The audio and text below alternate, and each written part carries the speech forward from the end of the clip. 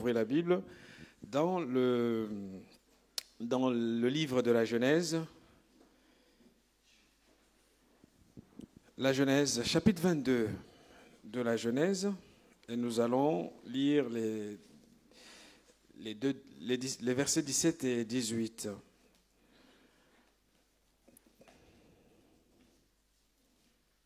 Genèse 22, versets 17 et 18.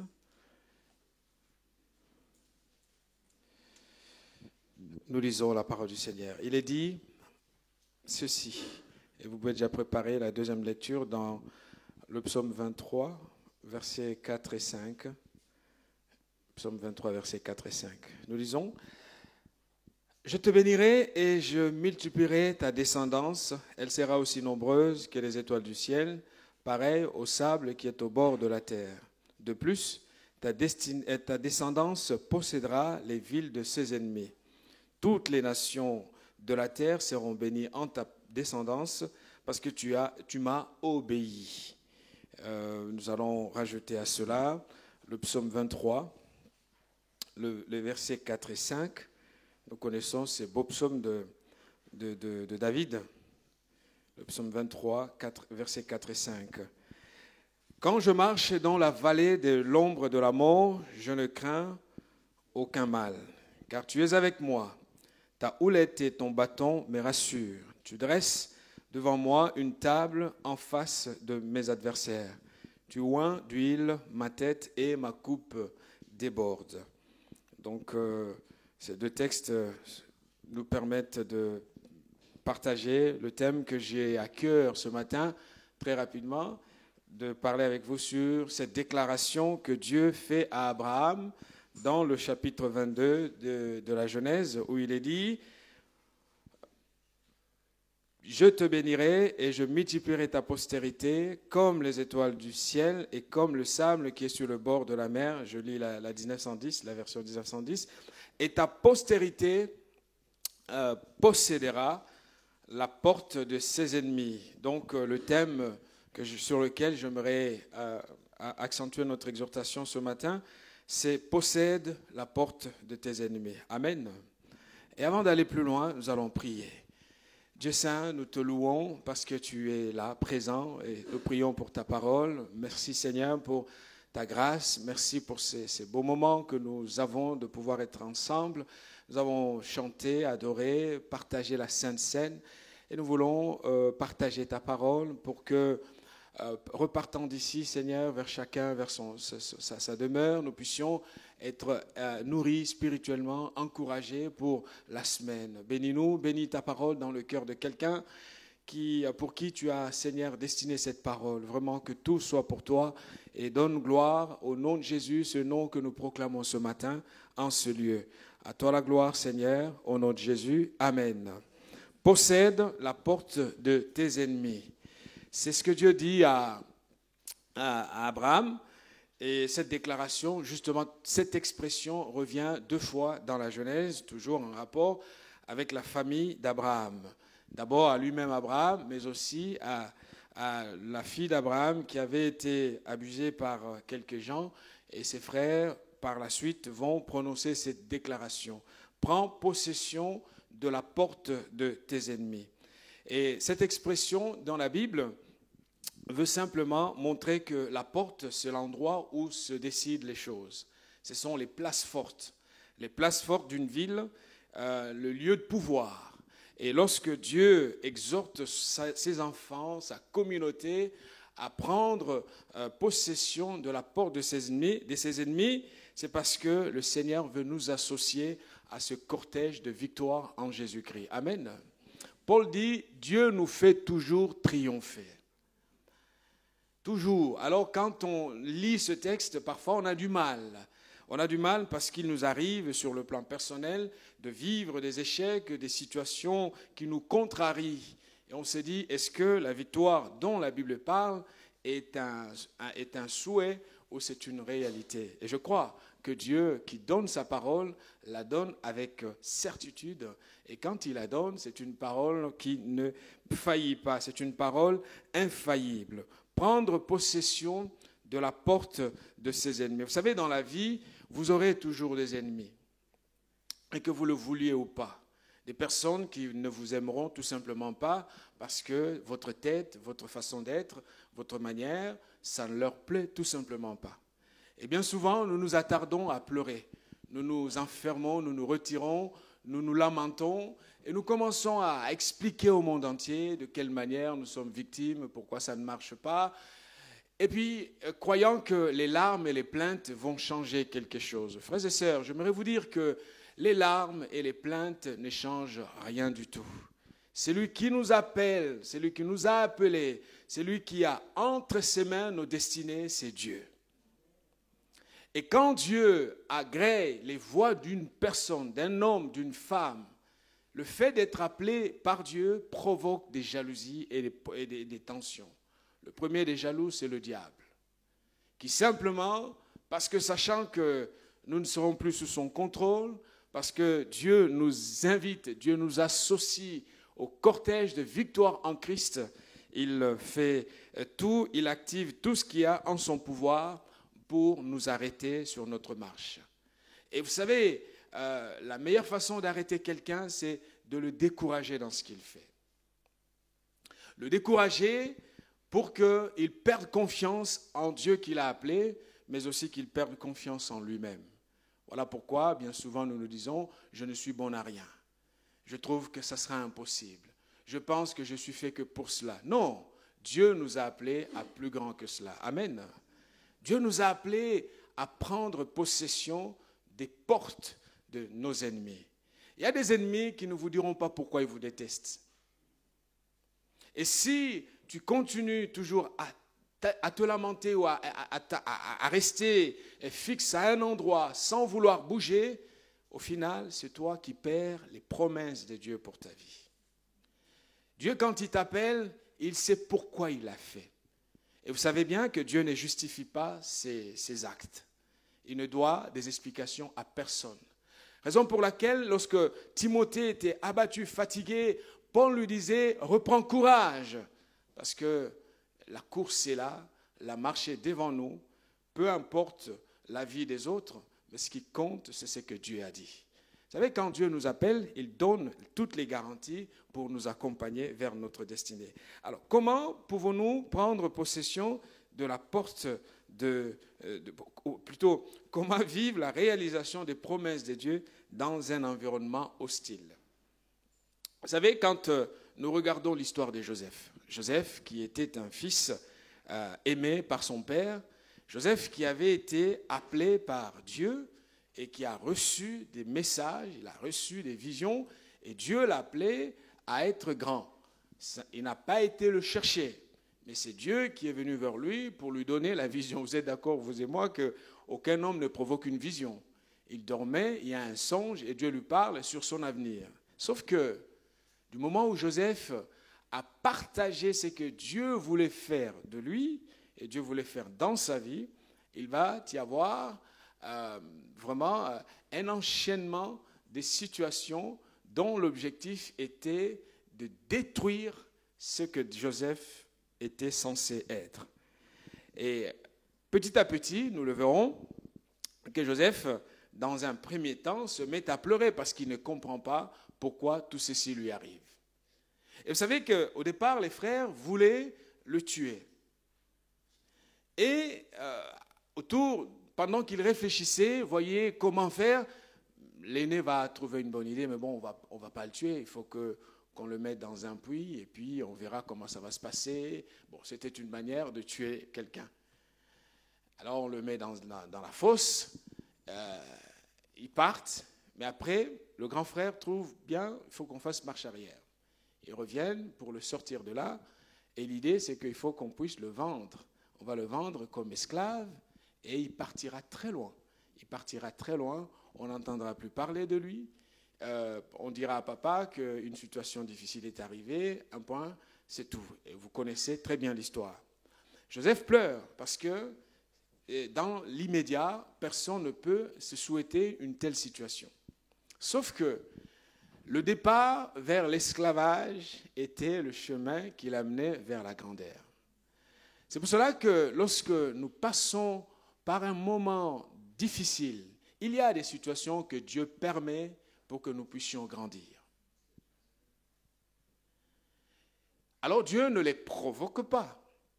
Et à la fin, c'est Joseph qui dit à ses frères, « Vous avez pensé me faire du mal, mais Dieu a changé le mal en bien. » Dieu ne venait pas, parce que, à moins que j'ai mal lu la Bible, entre la vision, le songe que Joseph a eu, et le moment où se réalise la promesse en Égypte, je ne vois pas Dieu reparler à ce garçon encore. Très difficilement, excepté les moments où il interprétait des songes pour d'autres personnes. Mais par rapport à lui-même, il y a une espèce de silence. Vous savez, le silence est parfois le langage de Dieu. Et je dirais même souvent le langage de Dieu. Parce que dans un silence, cela ne veut pas dire que Dieu n'agit plus. Prendre possession de son héritage, c'est de comprendre que si Dieu est l'alpha et l'oméga, il tiendra vraiment ses promesses à mon égard, parce que ma vie est entre ses mains. Ma vie est entre ses mains. Et Joseph est parti en pleurant, ne comprenant pas ce qui se passait, or que c'était le chemin pour lui. J'aimerais t'encourager que ce matin, je ne sais pas quelle est la situation dans laquelle tu te trouves, mais sache que si réellement Dieu t'a parlé, si réellement Dieu est avec toi, j'aimerais te dire que Dieu honorera sa parole. J'ai été reçu plutôt dans une des églises des Assemblées de Dieu à Kinshasa. Quand j'étais dans le pays, je ne me voyais jamais prêcher dans une telle grande église. C'est réservé. Et il s'est fait que nous avons accompagné ici, dans le cadre de la pastorale, une église africaine de Congo plutôt, qui voulait rejoindre les ADD, les Assemblées de Dieu de France. Nous avons fait les démarches. J'ai eu la charge que la pastorale m'a donnée pour veiller à ce processus. J'arrive à Kinshasa, je vois, pour remercier les efforts qu'on a fait ici, donc j'ai été reçu dans cette très grande église. Alors, je prêchais comme ça et je me disais, si Dieu n'était pas avec moi, je ne serais pas arrivé ici. Et le pasteur, toute l'équipe, les gens se sont montrés d'un accueil exceptionnel. Gentil, me prenant, me soignant comme un petit bébé, parce qu'ils voulaient remercier la France. C'est un paradoxe, hein? Un enfant du pays, d'origine du Congo, qui est remercié à la place de la France, parce que bon, je suis français par naturalisation, et j'aime la France, c'est ici que je travaille. Et je t'ai remercié au nom des Assemblées de Dieu de France pour le travail qui avait été fait. Or, lorsque Dieu parlait, le pasteur m'a pris, il est venu plusieurs fois à l'hôtel, là où j'étais, il me pose la question un peu sur mon histoire. Je lui ai parlé de mon histoire, et il m'a dit, Dieu est bon. Parce que je suis traversé des moments extrêmement difficiles où j'étais sur le point de tourner le dos complètement à Dieu. Vous ne savez pas ce que c'est que avoir en face de soi le pasteur qui t'a conduit à la foi chrétienne et qui commence à te combattre. Alors, j'ai failli tout faire voler en éclats. Je me disais, il n'y a pas de sens. Des affrontements, des conflits, des incompréhensions et tout. Et le pasteur de me dire, ce que Dieu fait, personne ne peut l'arrêter. Effectivement, ce que Dieu fait, personne ne peut l'arrêter. Dans l'immédiat, on ne voit pas. Si j'étais resté dans mon pays, peut-être que j'aurais émergé différemment. Mais Dieu a provoqué une situation. On ne se comprenait pas. Je ne voyais pas ma faute. Lui ne voyait pas la sienne. Donc chacun avait raison. Et puis on m'a appris une chose, tu respectes une église. Tu ne fais jamais des secousses dans une église. Je suis allé le voir, je lui ai dit, je vais quitter l'église. Il m'a dit, pourquoi? J'ai dit, je donne mes raisons. Il m'a dit, tu ne quittes pas. J'ai dit, non, je vais quitter. Il est plus simple pour moi de laisser l'église tranquille, de te laisser tranquille pour que tu continues ton travail. Je suis parti, ça faisait très très mal. Très mal. Après, un autre pasteur m'a récupéré et c'est là que je suis allé travailler pour le Seigneur. Et c'est ce pasteur qui aujourd'hui, j'affiche comme mon père spirituel parce qu'effectivement, il est arrivé à un moment de ma vie où j'étais vraiment très mal. Il m'a encadré, il m'a dit, la vie, le service, un homme, ça va plus loin, il faut être fort. Et quand je fais l'évaluation, il prend la gloire qui lui revient en tant que père spirituel, Mais la personne qui a beaucoup galéré, c'est à un moment donné transformée en adversaire. Alors, Dieu sait ce qu'il fait. Je n'ai pas gardé dent contre lui. Et je me dis, le Seigneur connaît où est-ce que nous allons. Je donne ce petit exemple de ma vie pour t'aider, t'exhorter, te faire comprendre que accroche-toi à Dieu. Parce que tu ne vois pas l'avenir. Tu ne sais pas ce que Dieu va faire demain. Tu ne vois pas où il te conduit. Dans l'immédiat, nous pleurons. Les larmes, c'est nécessaire, c'est bien. Parce que les larmes expriment la douleur que nous avons. Mais sachons que Dieu nous fait toujours triompher. Toujours. Toujours parce que nous sommes dans un cortège. Et la Bible du Semeur dit, nous sommes associés à ce cortège de gloire. Dieu me considérant comme son associé, sa volonté, c'est de me montrer qu'il y a certes des difficultés, il y a certes des oppositions, mais nous sommes associés au cortège de gloire. Je disais que l'histoire de Joseph, quand nous méditons à cette histoire, nous voyons une seule chose, c'est que lorsque Dieu met l'approbation sur quelqu'un, vous pouvez faire tout ce que vous voulez, vous n'arriverez jamais, alors jamais, à détruire cette personne, si et seulement si la personne reste fidèle à Dieu. C'est pour cela, l'épreuve, la situation difficile n'est pas le moment de lâcher la main de Dieu. Au contraire, c'est quand ça chauffe qu'il faut s'attacher le plus au Seigneur. C'est ça la force. Et donc, d'autant plus que quand Dieu a donné une approbation publique sur quelqu'un, on ne peut pas essayer de détruire la vie de cette personne. David avait toutes les occasions de descendre Saül. Il avait eu les occasions. Et on lui fait comprendre, mais ça fait longtemps que nous te suivons. Les militaires, la garde rapprochée, des gens qui risquaient au quotidien avec lui, à ses côtés. Un de ses lieutenants lui dit, mais tue-le, et puis ça s'arrête là. On arrête de courir. On est comme des fugitifs. Tout le temps, il faut qu'on court. Regarde, c'est Dieu qui te le donne. Ah non, ce n'est pas Dieu qui me le donne. Parce que David comprend que Dieu ne peut pas me pousser à commettre un péché. Vous voyez? Dieu ne peut pas me pousser au péché. Et David va dire, non, le Seigneur se débrouillera. Parce que David a compris que Saül était oint, Saül était choisi, Saül était appelé, Saül était publiquement reconnu pour la fonction qu'il occupait. Donc, il n'appartient pas à un homme de renverser l'ordre des choses voulu par le Seigneur. Quelques points, si nous voulons prendre possession de la porte de nos ennemis. La première chose, nous devons comprendre que c'est Dieu qui élève et c'est Dieu qui bénit. Si nous comprenons cela, nous entrerons en possession des portes de nos ennemis. J'attire l'attention, il ne faut jamais pécher lorsque nous sommes sous pression. Parce que quand la pression est devant nous, le charnel réagit charnellement, mais l'homme qui a reçu Christ réagit avec les fruits de l'esprit. C'est pour cela que la Bible dit la patience, la douceur. Parce que le seul moyen d'exprimer les fruits de l'esprit, c'est de voir que ce que je fais quand je suis sous pression. Et le proverbe 10, 22 nous dit, c'est la bénédiction de l'Éternel qui enrichit. L'Éternel ne la fait suivre d'aucun chagrin. Quand ça vient de Dieu, ça vient de lui. N'aie pas peur.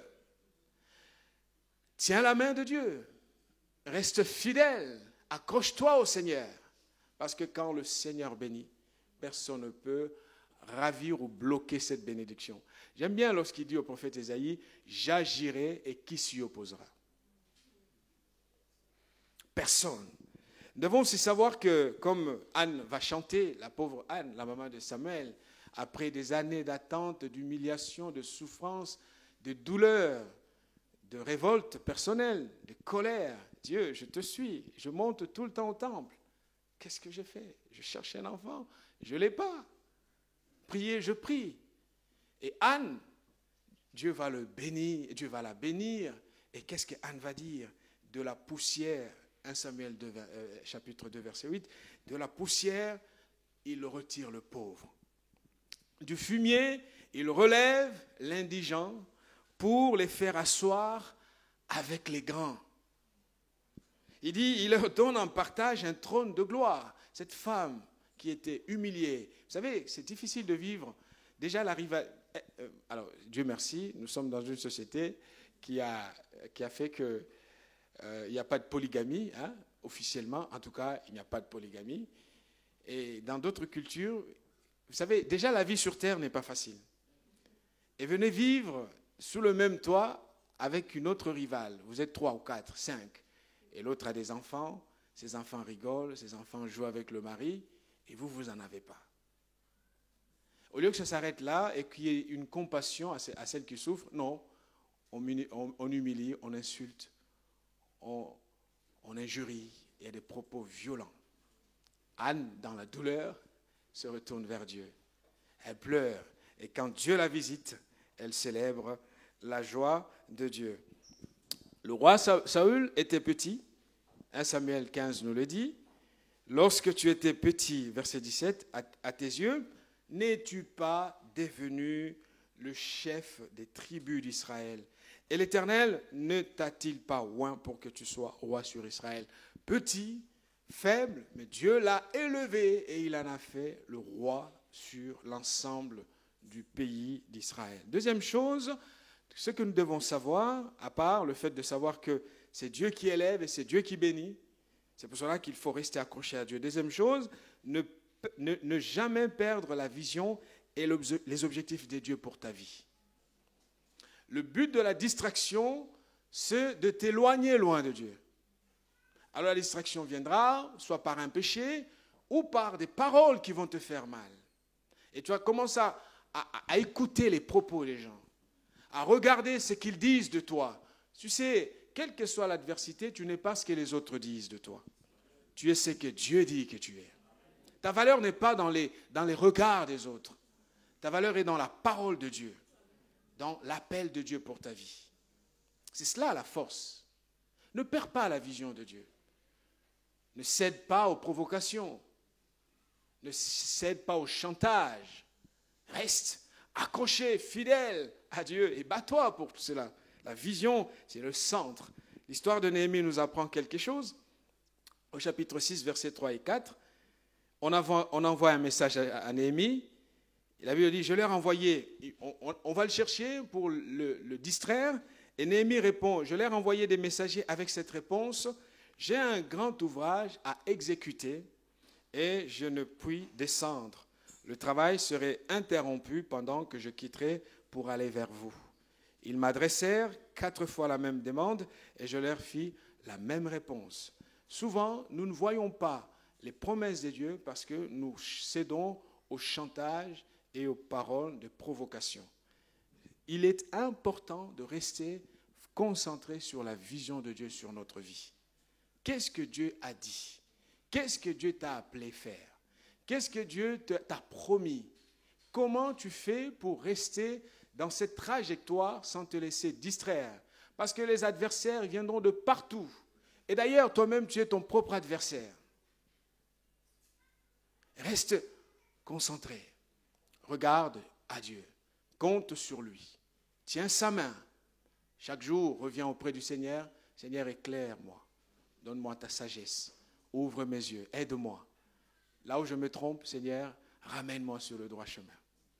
Et si tu fais déjà toi-même ce travail majeur, aucun ennemi ne viendra te toucher. Parce que l'adversaire n'a de droit que celui que nous lui cédons. Autre chose, ne te laisse pas intimider par les oppositions. Si tu comprends que les oppositions sont des intimidations, tu résisteras fermement et tu rejetteras toutes les pressions de l'ennemi. Ne cède pas, ne te laisse pas intimider. Sanballat, toujours dans l'histoire de Néhémie, chapitre 2, versets 19 et 20, Sanballat envoie des messages à Néhémie. Tu fais quoi? Qu'est-ce que tu es en train de faire? Ce que tu es en train de faire, tu es contre le roi, tu es contre, et tu penses que ça va réussir? Des propos méchants. La Bible dit, versets 19 et 20, Sanballat les Horonites, Tobija le serviteur ammonite et Geshem l'arabe, en ayant été informés, se moquèrent de nous et nous méprisèrent. Vous savez, les moqueries ne visent qu'une chose. Vois si tu crois ce que tu fais ou pas. Ils se moquèrent de lui et ils vont le mépriser. Alors le mépris, malheureusement, ça arrive même dans l'Église. Ça arrive malheureusement même entre chrétiens. Ça arrive malheureusement même entre frères à la maison. On se moque de l'autre, on le méprise. Ils lui dirent, que faites-vous là? Vous vous révoltez contre le roi, ne sachant pas que Néhémie ne vient pas de son propre gré, il est envoyé par le roi. Écoutez la réponse de Néhémie, très belle réponse. Il dit, je leur fis cette réponse, le Dieu des cieux nous donnera le succès. La provocation vient d'un homme, mais la réponse de Néhémie, c'est que Dieu nous donnera le succès. Nous savons où nous sommes, nous savons ce que nous faisons et nous savons pourquoi nous le faisons. Le Dieu des cieux nous donnera du succès. Nous, ses serviteurs, nous nous lèverons, nous bâtirons. Mais vous, vous n'avez ni part, ni droit, ni souvenir dans Jérusalem. Ne te laisse pas intimider. Les intimidations veulent te stopper dans ta marche. Et quand tu seras stoppé, arrêté, tu verras que ça va cesser. Le but, c'est de te stopper dans ta progression avec le Seigneur. Voilà pourquoi il est important de se dire, oui Seigneur, ils peuvent penser ce qu'ils pensent, ils peuvent dire ce qu'ils disent, ma conscience ne me reproche rien, je sais que tu es mon rocher, tu es ma force et mon soutien. La dernière chose, le temps nous manque, c'est que nous devons avoir confiance en Dieu et aller de l'avant. Amen. Confiance dans le Seigneur. J'aime bien ce chant. J'ai confiance en mon Seigneur le long du chemin. J'ai confiance. Avoir confiance en Dieu. Vous savez, la confiance, c'est le même mot qui est traduit par la foi. La foi, c'est la confiance en Dieu, cette fois-ci. Parce que c'est Dieu qui a entre ses mains ta destinée. C'est lui qui t'a fait. C'est lui qui te veut là où tu es. C'est lui qui t'a appelé. Même si c'est la maladie, même si c'est une situation matérielle de précarité, j'ai confiance au Seigneur. Le Seigneur a les moyens de me sortir d'ici et de m'amener vers l'accomplissement de ce qu'il a dit sur ma vie. Frères et sœurs, Timothée, on lui dit ceci par Paul, c'est à cause de cela que je souffre ces choses, mais je n'ai point honte, car je sais, 2 Timothée 1,12, car je sais en qui j'ai cru, et je suis persuadé, je suis convaincu, je suis certain qu'il a la puissance. Je n'ai aucune puissance, moi, mais c'est lui qui m'a appelé à la puissance. Vous savez, Dieu ne cherche pas que nous devenions quelqu'un ou quoi que ce soit. C'est lui qui a la puissance. Il a la puissance de garder mon dépôt jusqu'à ce jour-là. Que Dieu nous aide et restons concentrés sur le Seigneur. Reste concentré sur la vision de Dieu pour ta vie et ne cède pas aux pressions extérieures parce que le diable les entretient pour te stopper, pour t'arrêter. Or que lorsqu'Abraham a obéi, Dieu lui dit « Possède les portes de tes ennemis ». C'est un ordre. Tu posséderas. Et j'aime d'autres versions utilisent le mot cumulé « Possède les portes de tes ennemis ». Prends les places fortes. Élève-toi. Va de l'avant. Sois dans le cortège de victoire. Parce que c'est à cela que Dieu t'a appelé. Que le Seigneur nous bénisse. Nous allons prier. Seigneur, merci. Parce que nous croyons que tu nous associes au cortège de victoire. Ce cortège triomphal. Jésus lui-même à la tête. Et nous sommes ses acolytes. Nous marchons à sa suite. Peu importe les propos des gens, peu importe les circonstances hostiles, nous prospérerons, nous grandirons dans l'hostilité. Et le monde verra que tu es Dieu. Ceux qui nous entourent reconnaîtront que c'est toi qui es avec nous, Seigneur. À la maison, au travail, dans la famille ou à l'église, partout dans le quartier, tu connais, Seigneur, les situations difficiles par lesquelles nous traversons. Alors nous tournons vers toi ce matin, Seigneur, pour nous dire merci, pour te dire merci. Merci, Seigneur, parce que c'est toi qui nous associes à ce cortège de triomphe. Et nous marchons avec toi. nous marchons de victoire en victoire, de gloire en gloire, et nous repoussons, Seigneur, tout ce que l'ennemi ne cesse de faire pour nous arrêter dans notre marche.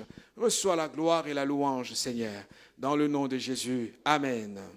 Voilà, pour ne pas abuser de votre temps, je reste là. La louange rattrapera au deuxième